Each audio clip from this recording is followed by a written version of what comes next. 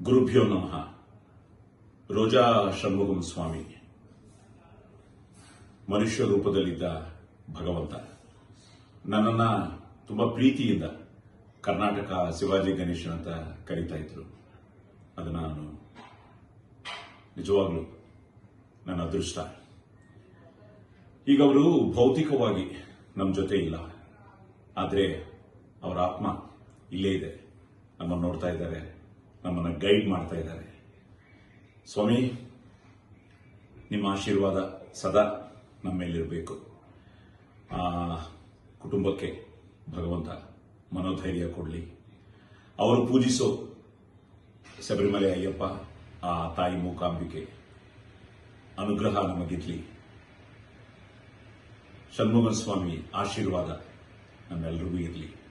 ಎಲ್ರಿಗೂ ಒಳ್ಳೆಯದಾಗಲಿ, ಶುಭವಾಗಲಿ, ಜಯವಾಗಲಿ. ಸರ್ವೇ ಜನ ಸುಖಿನೋ ಭವಂತು.